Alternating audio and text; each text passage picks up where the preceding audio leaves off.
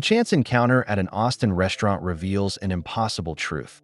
The children Elon Musk lost are alive, enhanced, and being hunted by forces that want to control the future of human evolution. When Elon Musk walked into Uchi restaurant on a quiet Friday evening, he expected nothing more than a business dinner with potential investors.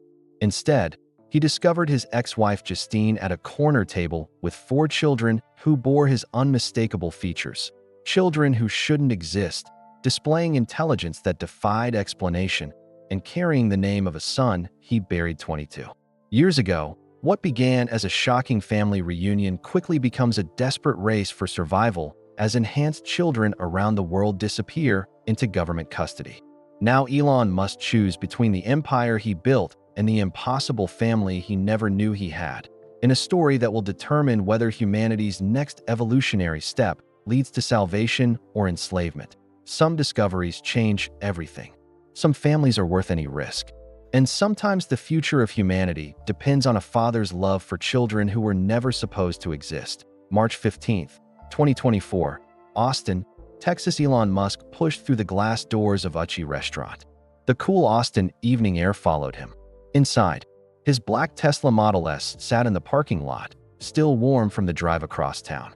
He had spent another long day at the Gigafactory. His phone buzzed with messages about tomorrow's Falcon Heavy launch. "Good evening, Mr. Musk," said the hostess. She wore a bright smile and held menus in her hands. "Your table will be ready in just a few minutes." Elon nodded. He was meeting 3 investors tonight. They wanted to hear about his latest Neuralink project. The restaurant buzzed with Friday evening energy. Tech workers laughed over sushi rolls. Musicians strummed guitars in the corner. Families shared plates of food and stories about their week. Elon pulled out his phone to check his emails. SpaceX engineers had sent updates about the rocket launch. Everything looked good for tomorrow. His thumb scrolled through message after message. Launch weather was perfect. Fuel systems were ready. The payload was secure. Then something made him look up. A woman sat at a corner booth across the restaurant. Her back was turned to him, but he knew that auburn hair. He knew the way she held her shoulders when she laughed. His heart started beating. Faster. 4 children sat around her table. The oldest looked about 14. He had the same strong jaw Elon saw in the mirror every morning. The same way of holding his head when he was thinking hard about something. Next to the boy sat a girl, maybe 12 years old. She had unusual eyes that tilted up at the corners, just like Elon's did. Just like his mother's had. 2 younger boys sat across from them. Twins, without a doubt. They both had the exact same nose Elon remembered having as a child. The same cowlick that stuck up no matter how much his mother tried to flatten it down. That Elon's phone slipped from his hands. It clattered on the floor, but he didn't pick it up. He couldn't look away from the impossible family in front of him. The woman turned slightly to help one of the twins with his chopsticks. Elon's breath caught in his throat. Justine Wilson, his first wife, the mother of his first child. But that was impossible. Justine lived in Los Angeles, not Austin. And these children, they couldn't be his. He would know if he had 4 children this old, wouldn't he? "Mr. Musk?" The hostess touched his arm gently. "Your table is ready now." Elon didn't move. He watched the oldest boy pull out a small notebook. The boy started sketching something on a napkin with quick, sure lines. Even from across the restaurant, Elon could see what it was. A rocket design. The same kind of drawings Elon had made when he was that age. The girl showed her mother something on a tablet. Lines of computer code scrolled across the screen. Complex programming that would challenge his best engineers at Tesla. The twins were having an argument about something. Elon could catch pieces of their conversation over the restaurant noise. They were talking about Mars rovers, using technical terms that NASA scientists would understand. These weren't normal kids talking about toys. They knew real science. Justine laughed at something one of them said. It was the same laugh Elon had fallen in love with at Queen's University 25 years ago. The laugh he thought he would never hear again after their bitter divorce in 2008. After they lost their first baby. After everything fell apart between them. "Sir," the hostess tried again. "Your guests are already seated." But Elon couldn't move. One of the twins suddenly looked directly at him. The boy had bright, curious eyes. Eyes that looked exactly like Elon's childhood photos. Their gazes met across the crowded restaurant. The boy's face showed surprise, then confusion, then something that looked almost like recognition. Like he knew who Elon was, the boy tugged on Justine's sleeve. He whispered something in her ear, never taking his eyes off Elon. Justine turned around. For the first time in 16 years, Elon looked into the face of his first wife. She looked exactly the same as the day he last saw her. No gray in her hair, no new lines around her eyes. Time seemed to have stopped for her. Her face went completely white. Her hand flew to her mouth. "Mom?" the oldest boy asked. "What's wrong?" Justine didn't answer.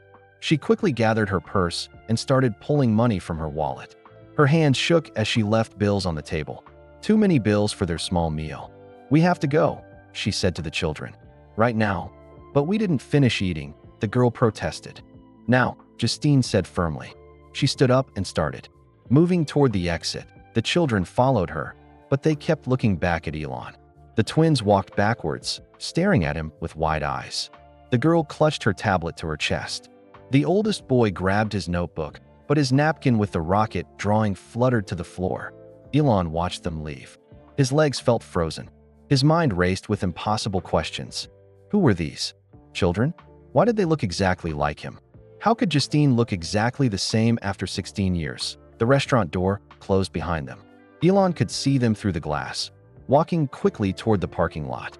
Justine kept looking over her shoulder, as if she expected him to follow. Finally, Elon's body started working again. He rushed to their table and picked up the fallen napkin. The rocket drawing was detailed and perfect. At the bottom, in careful handwriting, was a signature. Griffin Musk, age 14, future SpaceX engineer. Elon's blood turned to ice. His hands began to shake. Griffin Musk was his first son's name. But Griffin Musk had died of SIDS when he was only 10 weeks old. Elon had held his tiny body in the hospital. He had watched the machine stop working. He had buried his firstborn son 22 years ago. Griffin Musk was dead. Oh, who was the boy who had just walked out of this restaurant? Elon's hands shook as he stared at the napkin. The rocket drawing was perfect. Every line showed real understanding of aerospace engineering. But it was the signature that made his world tilt sideways. Griffin Musk. His dead son's name. Mr. Musk? His assistant's voice came through his phone speaker. He had dropped the phone when he first saw Justine. Now it lay on the restaurant floor, still connected to a call he didn't remember answering. "Cancel everything," Elon said, picking up the device. His voice sounded strange in his own ears. "Cancel dinner. Cancel tomorrow's meetings. Cancel everything." "Sir? Is everything all right? Get me Dr. Sarah Chun from the genetic research lab. Tell her it's urgent. Life or death urgent." Elon hung up and ran toward the exit. Through the glass doors, he could see Justine loading the 4 children into a silver Honda Pilot. The oldest boy, Griffin, looked back at the restaurant one more time before getting in the car. Elon burst through the doors and sprinted to his Tesla. His hands fumbled with the door handle. Finally, it opened and he threw himself into the driver's seat. The napkin with Griffin's name sat on the passenger seat like a ghost made real. The Honda was already pulling out of the parking lot. Elon started his car and followed. His heart pounded so hard, he could hear it over the electric motor. The red light on Barton Springs Road. The Honda stopped. Elon pulled up behind them. Through the rear window, he could see all 4 children looking back at him. The girl, who looked exactly like his daughter Vivian had before she transitioned, lifted her hand and gave him a small wave. The twins were whispering to each other, their heads close together. Even from behind, Elon could see they moved in. Perfect sync, just like he and his brother Kimball had done as children. When the light turned green, Elon expected Justine to drive toward the highway. Instead, she turned toward Zilker Park. She wasn't trying to get away from Austin. She was going somewhere specific. Elon followed, staying 1 car behind. His mind raced with impossible questions. How could Griffin be alive? How could he be 14 years old? How could any of this be real? The Honda pulled into the parking lot near Barton Springs Pool. At this hour, the area was nearly empty. Just a few joggers on the trail and some teenagers hanging out by the water. Elon parked several spaces away and watched. Justine got out first. Even in the dim streetlight, he could see tears on her cheeks.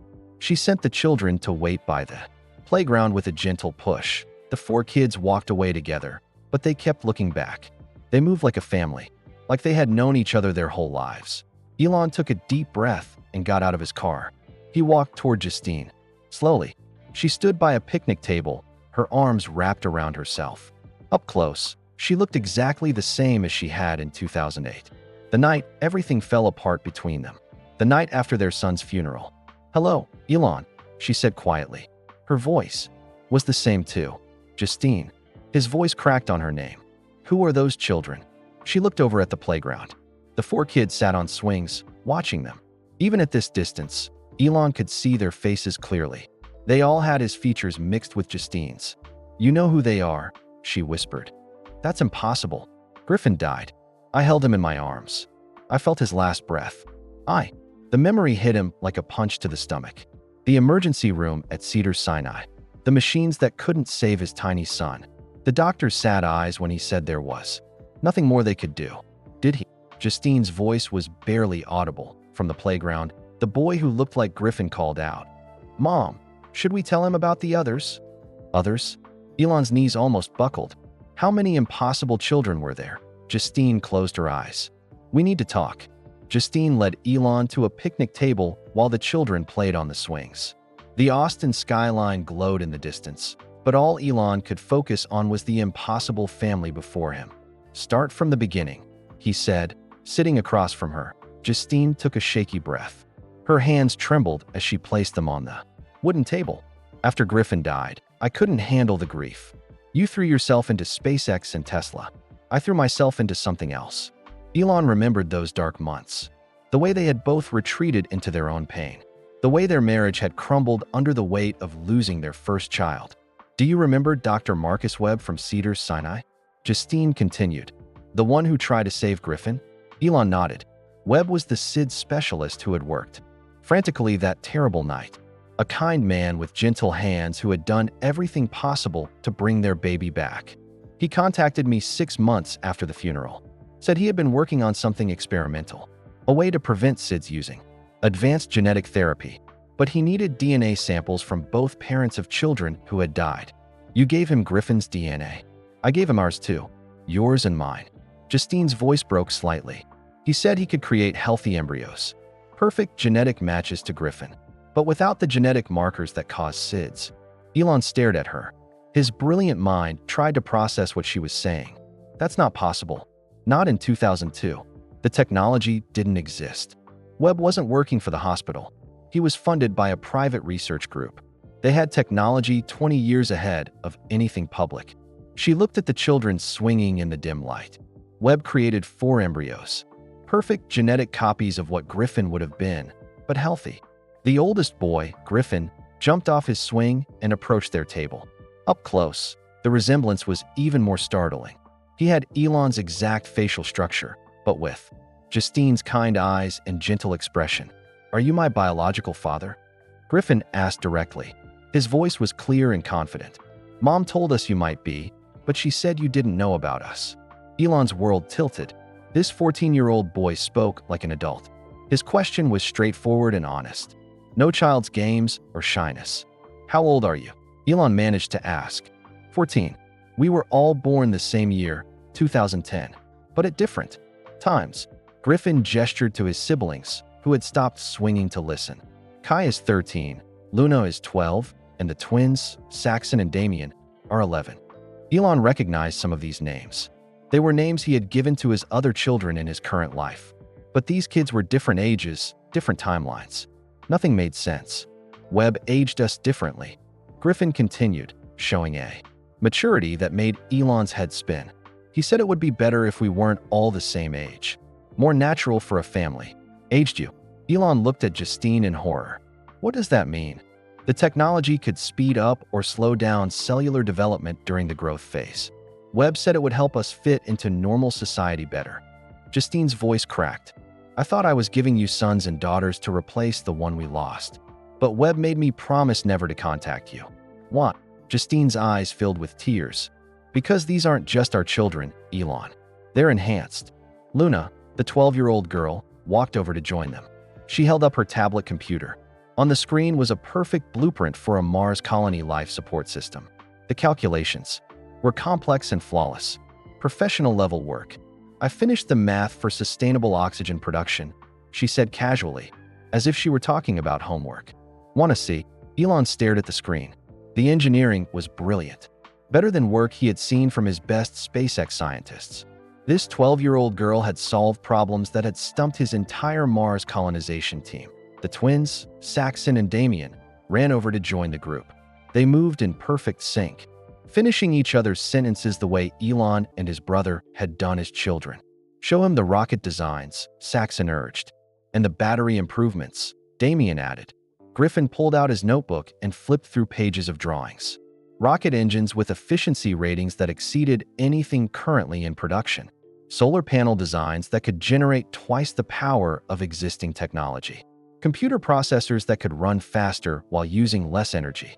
Webb didn't just make you healthy, Elon realized, looking at Justine with growing amazement and fear. He enhanced your intelligence.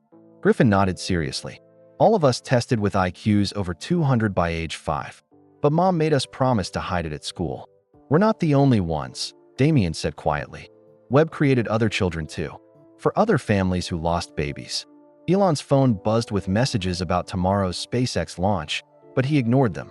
Nothing in his world, not Tesla, not SpaceX, not even his plans for Mars, seemed as important as these 4 impossible children sitting before him. "Where have you been living?" he asked. "Colorado," Justine answered. Webb set us up in a house outside Boulder. He visited every few months to check on their development. The children were homeschooled by specialists he provided. Elon caught the past tense in her voice. Justine and the children exchanged worried looks. Their expressions suddenly turned serious and frightened. "Webb died 3 weeks ago," Griffin said quietly. "Car accident. But before he died, he told Mom something was wrong. That someone was looking for us." A chill ran down Elon's spine. "Who?" "The people who originally funded his research," Justine explained, her voice shaking. "Webb said they weren't really interested in preventing SIDS. They wanted to create enhanced humans for a different purpose." Kai, the 13-year-old daughter, spoke for the first time.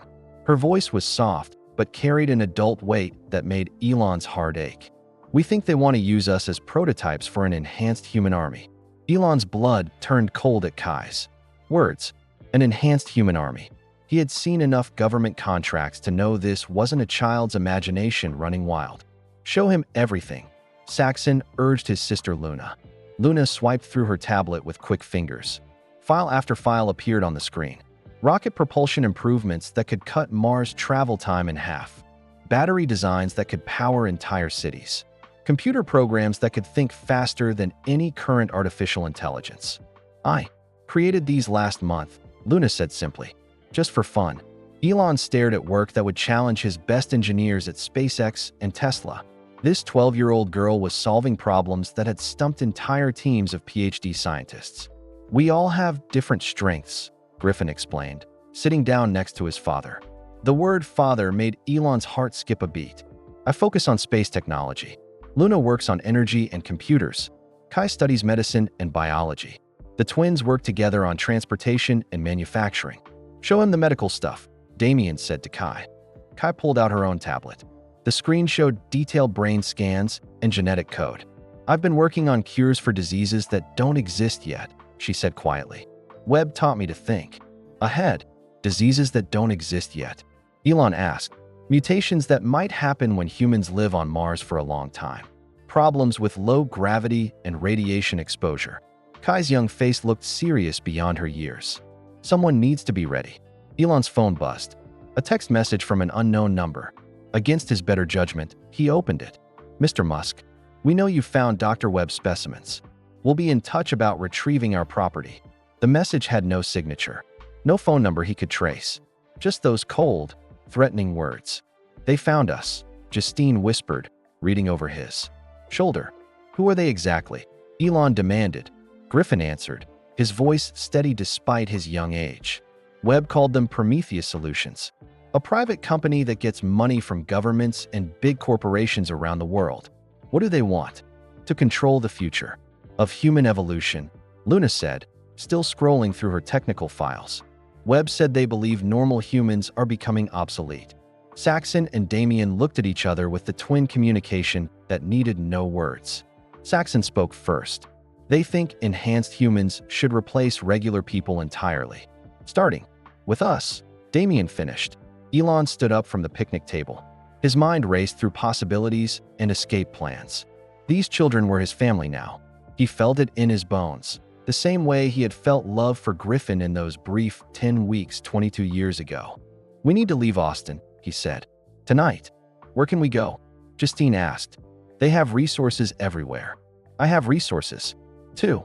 Elon pulled out his phone and dialed his head of security. "Alex, I need a safe house. Somewhere off the grid. And I need transport for 6 people."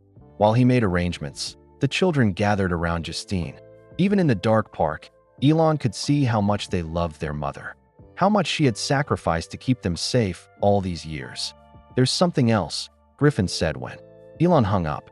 "Webb told us we're not the only enhanced children. There are others." "How many others?" "Dozens. Maybe hundreds." Kai's voice was small and scared. "All with different abilities. All being hunted." Luna looked up from her tablet. "I've been trying to contact some of them through secure networks, but their communications have gone dark in the past few weeks. Since Webb died," Saxon noted. "They're being collected," Damien said grimly. Elon's phone rang. The same unknown number as the text message. This time he answered. Mr. Musk said, a cold, professional voice. "My name is Director Sarah Morrison. I represent Prometheus Solutions. What do you want? What belongs to us?" Dr. Webb was working under contract. "Those children are intellectual property developed with our funding. These are human beings, not property. Enhanced human beings, Mr. Musk. Created with technology that could revolutionize our species. They're too valuable to waste on normal family life." Elon looked at his 4 impossible children. Griffin was helping Luna organize her technical files. Kai was checking on the twins, making sure they weren't too scared. They acted like a real family because they were a real family. "They're staying with me," Elon said firmly. "That's not your choice to make. We'll be collecting them within 24 hours. Resist, and we'll be forced to take more direct action." The line went dead. Justine grabbed his arm. "Elon, what did they say?" Before he could answer, Saxon pointed across the park. "Dad, there are cars coming." Black SUVs with tinted windows were pulling into the parking lot. Professional vehicles. That meant serious business. "Run," Elon said, but Luna was already packing up her tablet. Griffin had grabbed his notebook. Kai was helping the twins gather their things. These children had been preparing for this moment their entire lives. They moved together toward Elon's Tesla like a well-trained team. As they reached the car, more vehicles appeared from the other direction, blocking their exit. "Dad," Griffin said, and the word made Elon's heart swell even in this dangerous moment. "Do you trust us?" "Yes." "Then let us show you what we can really do." Griffin pulled out a small device that looked like a modified smartphone. His fingers moved across the screen faster than Elon could follow. Within seconds, every streetlight in the parking lot went dark. "Electromagnetic pulse," Griffin explained calmly. "Luna taught me how to build it." The black SUV's engines died. Their headlights flickered and went out. Confused shouts came from the vehicles as doors opened and agents stumbled into the darkness. "This way," Luna whispered, leading them toward a trail that wound through the trees. But Kai grabbed her sister's arm. "Wait, someone's hurt." One of the agents had fallen when his SUV suddenly stopped. He lay on the ground, holding his leg and groaning in pain. "We can't just leave him," Kai said. "Kai, we don't have time," Justine urged, but the 13-year-old was already running toward the injured man. She knelt beside him and quickly examined his leg with expert hands. "Just a sprain," she announced. "But you need to keep weight off it." She pulled a small medical kit from her backpack and wrapped his ankle with professional skill. The agent stared at her in shock. "You're just a kid." "I'm a kid who knows medicine," Kai replied simply. "Try to be more careful." Saxon and Damien had been working together near Elon's Tesla.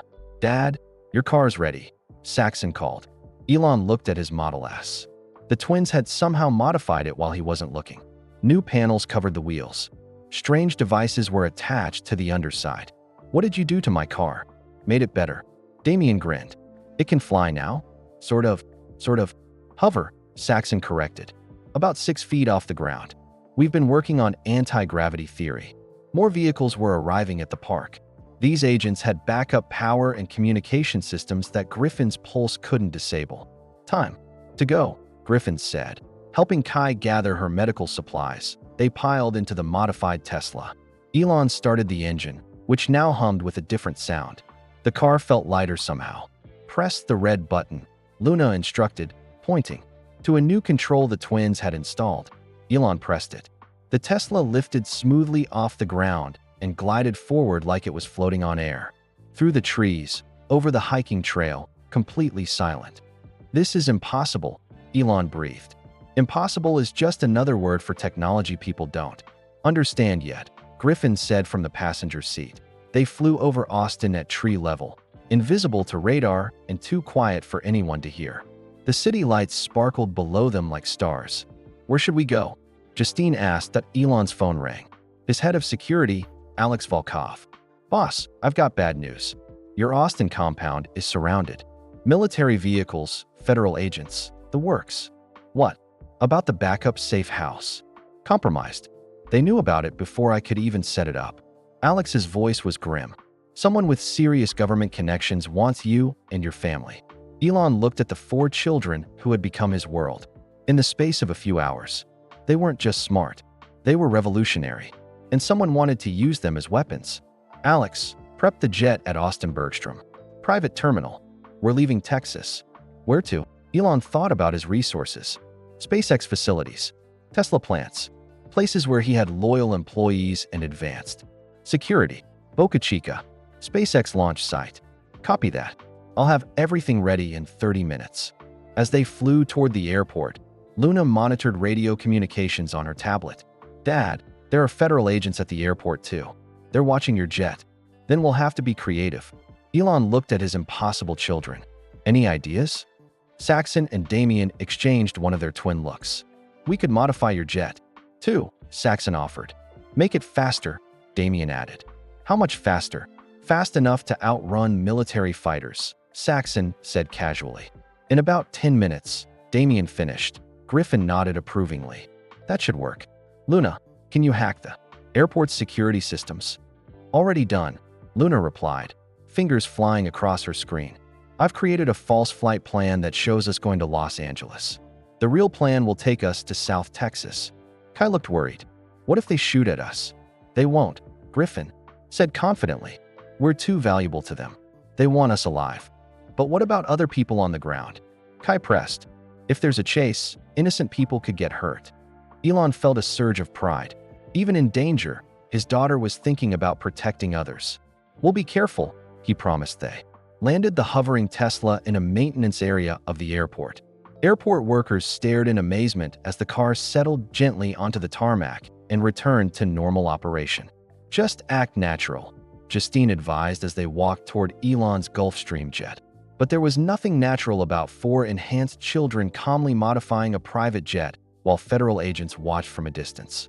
Saxon and Damien worked on the engines with tools they seemed to create from spare parts. Luna hacked into air traffic control systems. Griffin calculated flight paths that would avoid radar detection. "Ready," Saxon announced after exactly 10 minutes. All systems enhanced. Damien confirmed as they boarded the jet. Elon saw black vehicles racing toward them across the tarmac. "They're not waiting anymore," he said. "Good thing we're not either," Griffin replied, sealing the aircraft door. The modified jet lifted off with a burst of speed that pressed everyone back into their seats. Through the windows, Elon could see military helicopters trying to follow them, but the children had made his jet faster than anything else in the sky. "Dad," Luna said, monitoring communications, "there are military jets being scrambled to intercept us." "How many?" 6F, 22 Raptors. "They'll reach us in 8 minutes." Elon gripped his armrest. Even with the modifications, his jet couldn't outfight military fighters. "They're not going to shoot us down," Griffin said calmly. "But they will force us to land." "Unless," Saxon said thoughtfully. "Unless what?" Damien finished his twin's thought. "We don't stay in the air." Luna looked up from her tablet, understanding immediately. "The ocean. We can go underwater." "Underwater?" Elon stared at his children. "This is a jet, not a submarine." "Not yet," Kai said with a small smile. "But give us 5 more minutes." While Saxon and Damien worked frantically on the jet systems, Luna pulled up radar displays on her tablet. 6 dots were closing in fast on their position. F-22s will intercept us in 4 minutes, she announced calmly. Kai moved through the cabin, checking emergency equipment with the efficiency of a trained pilot. Life vests are in the overhead compartments. Emergency oxygen is working. Hull integrity looks good. Hull integrity? Elon stared at his 13-year-old daughter. Why are you talking like we're going underwater? Because we are, Griffin said, watching his younger siblings work. Saxon and Damien have been studying fluid dynamics. They think they can seal the cabin and modify the engines for underwater propulsion. In 5 minutes. 4 minutes now, Damien called from the back of the plane. Actually 3, Saxon corrected, his hands moving over control panels that Elon didn't remember being there before. Through the cockpit windows, Elon could see the military jets approaching. Sleek fighters that could destroy his aircraft with a single missile. But Griffin was right, they wouldn't shoot. The children were too valuable. Dad, take us down to 500 feet above the water, Griffin instructed, sliding into the co-pilot's seat. Elon descended toward the Gulf of Mexico. The water looked dark and endless in the night. Are you sure about this? Science is never 100% sure, Luna said. But our calculations show a 93% chance of success. What about the other 7%? Kai patted his shoulder gently. Then we get very wet very quickly. Ready, Saxon shouted. All systems modified. Damien confirmed.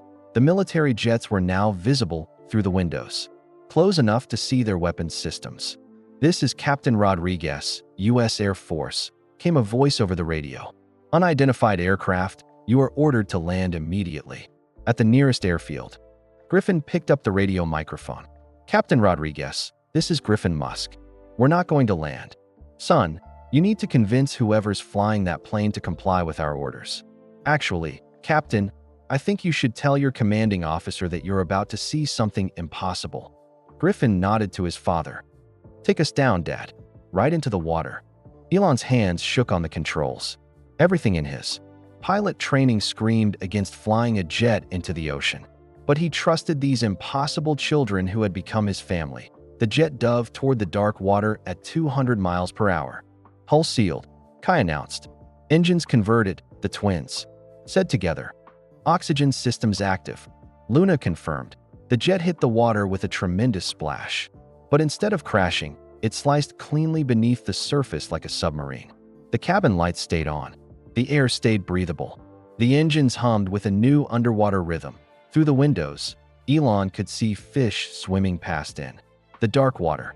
We're actually underwater, he whispered in amazement. About 40 feet down, Griffin confirmed, reading instruments that definitely hadn't been there when they took off. The military jets can't follow us here, Luna said, monitoring sonar instead of radar now. Justine laughed, the first genuine laugh Elon had heard from her since this all began. My children turned a jet into a submarine. Our children, Elon corrected gently. The word "our" made all 4 kids look at him with bright, happy faces. For the first time since Dr. Webb died, they looked like normal children instead of enhanced beings running for their lives. Where to now? Saxon asked. Boca Chica SpaceX facility is about 200 miles south, Elon said. On the coast of South Texas. We can stay underwater most of the way, Damien calculated. Surface only when we need to navigate. Will anyone be looking for a submarine? Kai wondered. Not one that used to be a private jet, Griffin grinned. They traveled through the dark water like a family of dolphins. Luna played music through the cabin speakers, something cheerful and normal that made the impossible situation feel almost like an adventure. Can I ask you something? Elon said to Justine, as they watched the ocean floor pass below them. Anything. Do you ever regret it? Taking Webb's offer? Creating them? Justine looked at their 4 children. Griffin was teaching Luna a new navigation technique. Kai was helping the twins monitor engine systems. They worked together with love and trust and brilliant minds. Never, she said firmly. They're the best part of both of us, Elon. Everything we could have been. But they're also in constant danger. So were we, growing up in South Africa during apartheid. So are all children, in different ways. Justine's voice was strong. At least our children have the ability to protect themselves and others. As if to prove her point, Kai suddenly looked up from her monitoring station. Dad, there's a fishing boat up ahead. Engine trouble. 3 people on board. and one of them is hurt. Elon looked at the sonar display. Sure enough, a small vessel was dead in the water about a mile ahead. "We can't surface," he said reluctantly. "Too risky." "We don't have to surface," Saxon said thoughtfully. "We can help from underwater," Damien agreed. The twins worked together for 2 minutes, building something from spare parts and cabin equipment. When they finished, they had created a small underwater drone with medical supplies attached. "Kai, what do they need?" Saxon asked. Kai used sonar to examine the fishing boat.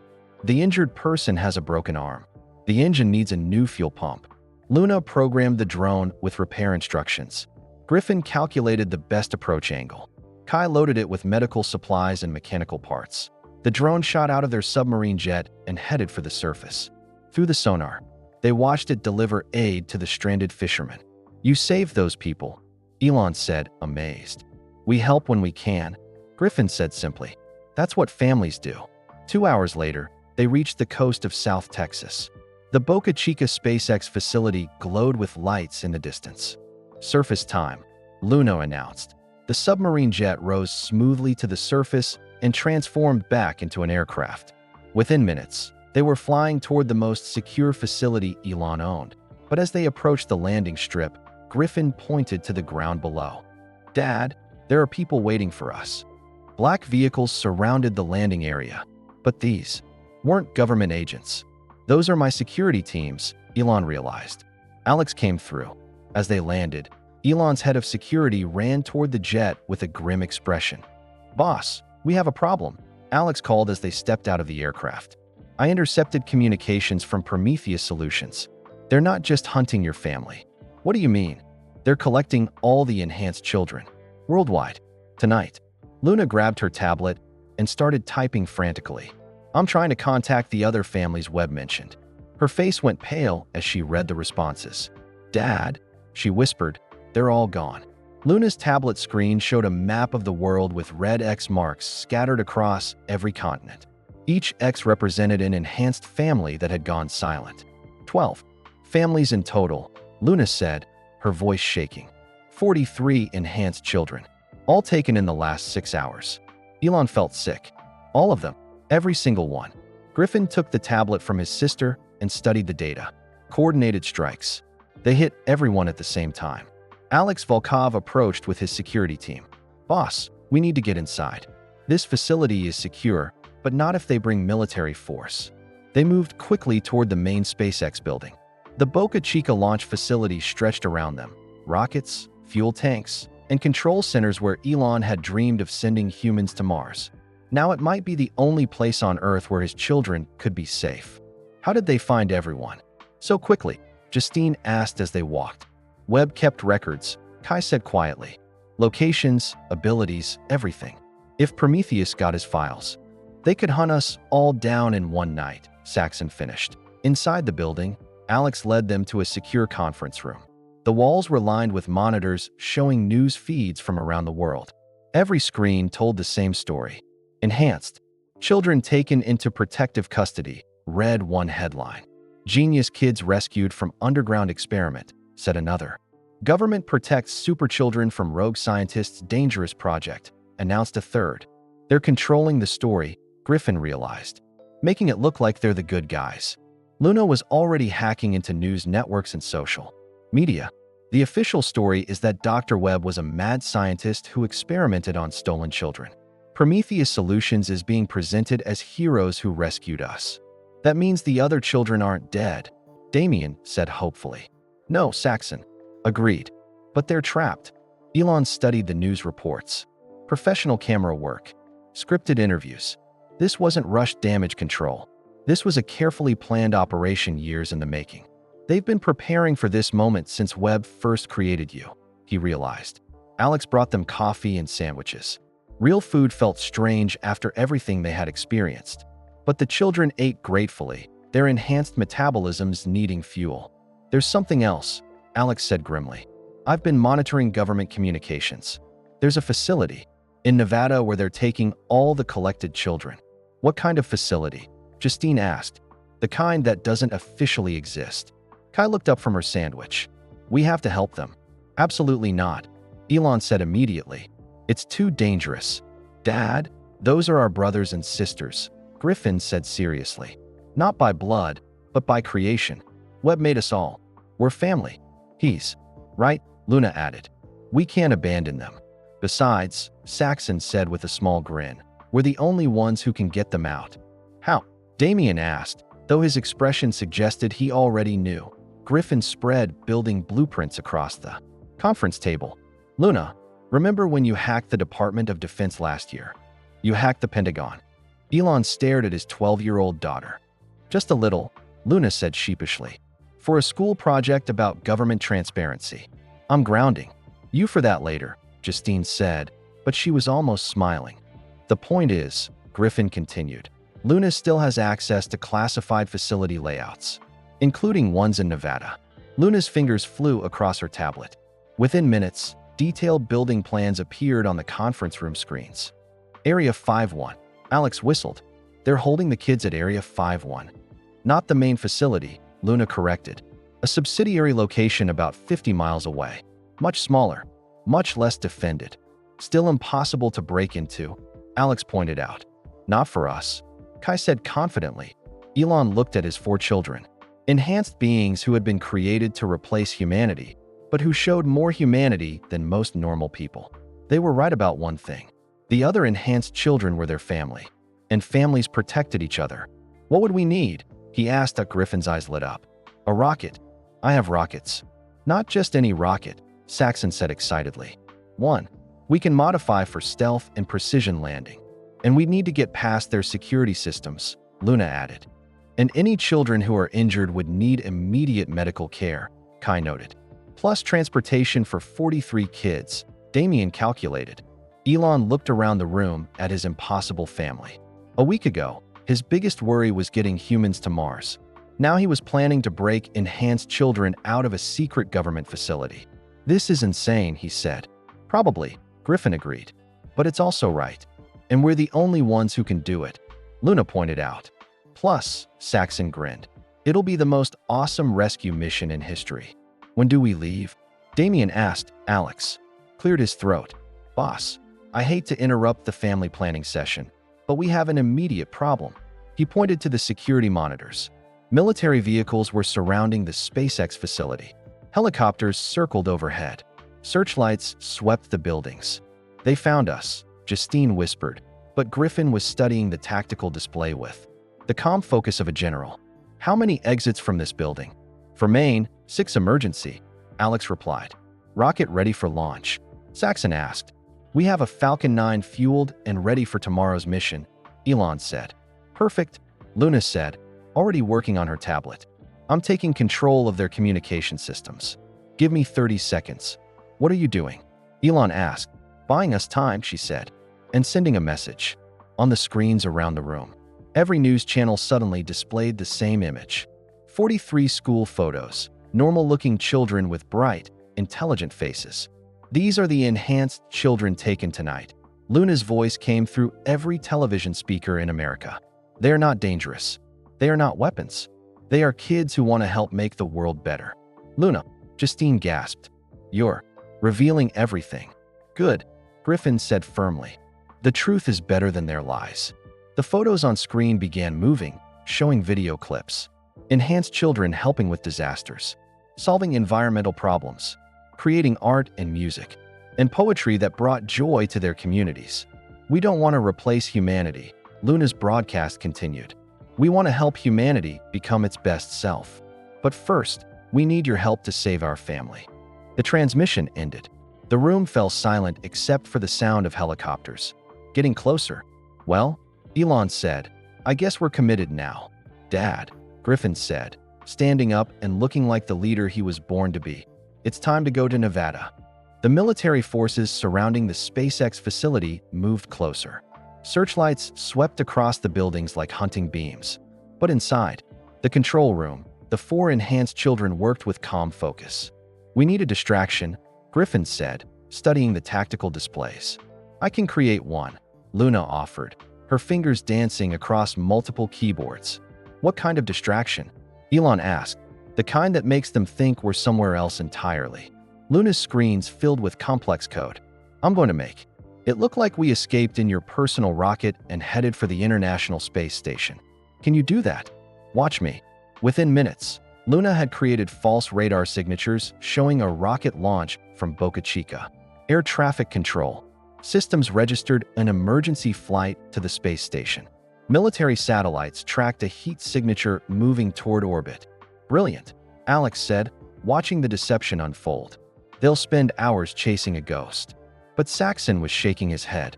That won't fool them for long. We need to actually leave. In what? Justine asked. They'll be watching every vehicle. Damien grinned and pointed toward the launch pad. In that, through the windows, they could see a Falcon 9 rocket standing ready for tomorrow's mission.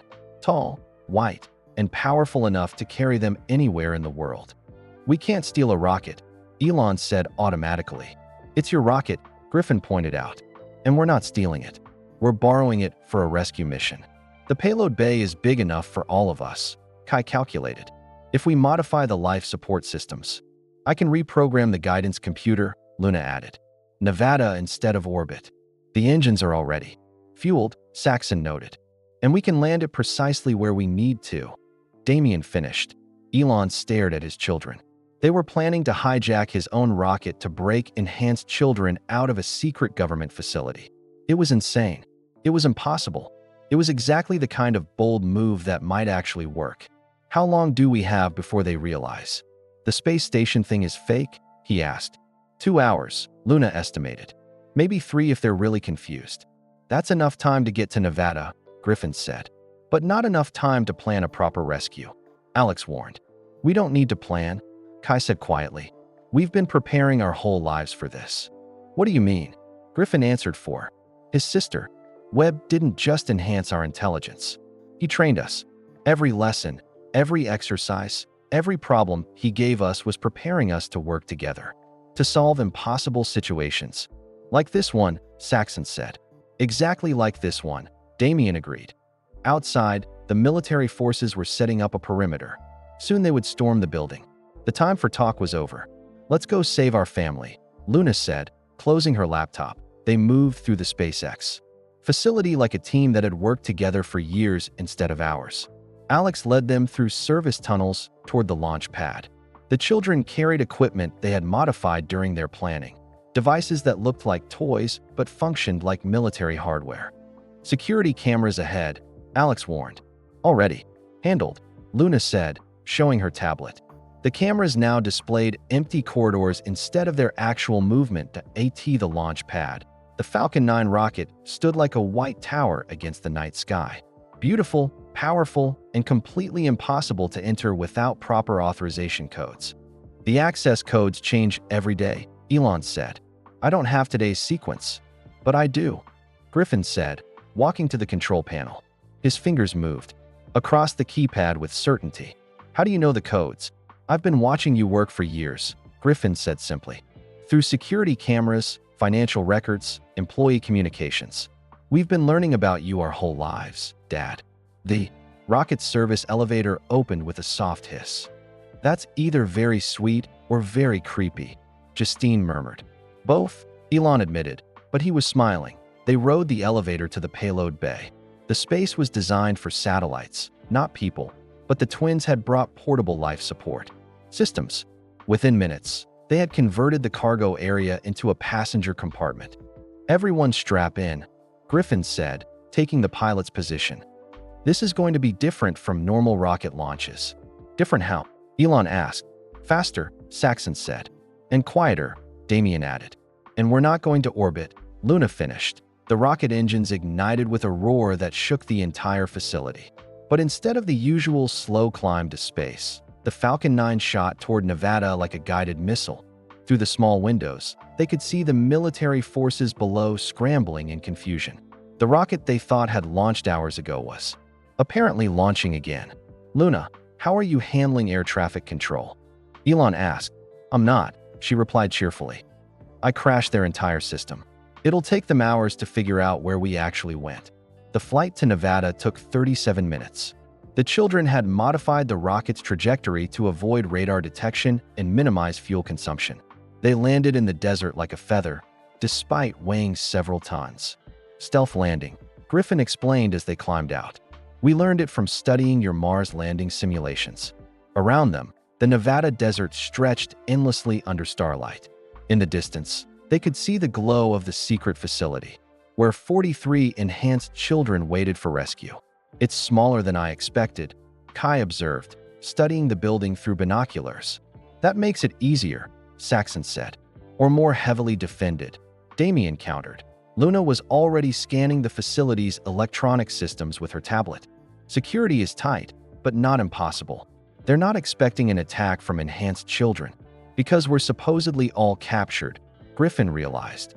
Except us, Elon said, feeling a surge of pride in his impossible family. Alex, you stay with the rocket, Griffin instructed. Keep it ready for a fast departure. I'm coming with you, Alex protested. Someone needs to protect our escape route, Kai said gently. And if this goes wrong, someone needs to tell the world what really happened. Alex nodded reluctantly. These children thought like soldiers, but they still cared about protecting the adults around them. Ready? Griffin asked his siblings. Ready, they said together. Elon looked at his 4 enhanced children standing in the Nevada desert, preparing to infiltrate a secret government facility to rescue 43 other enhanced children. 6 hours ago, he thought he was going to a normal business dinner. Now he was part of the most important rescue mission in human history. Let's go bring our family home, he said. Together, they walked toward the facility where the future of human evolution waited in captivity. In a few hours, the world would know whether enhanced children were humanity's greatest hope or its greatest threat. Elon Musk, father of the impossible, was about to find out. That was the end of the 4 faces of tomorrow, Elon Musk's incredible journey from discovering his impossible children to becoming the father humanity's future needed. We'd love to know where you're listening from. Drop your location in the comments below. It's amazing to connect with viewers from around the world. If this tale of family, sacrifice, and enhanced humanity touched your heart, please hit that like button. Your support means everything to us and helps us bring you more captivating content like this. Don't forget to subscribe to our channel for much more interesting videos that explore the boundaries between science, emotion, and the extraordinary. We have so many more incredible tales waiting for you. And here's something special. Share this video with your friends and family. When we spread these powerful narratives together, we're not just entertaining each other, we're spreading kindness and awareness about what makes us human, what drives us to protect those we love, and how far we'll go for family. Until next time, keep dreaming of impossible possibilities, and remember, sometimes the greatest adventures begin with the most unexpected discoveries. See you in the next video.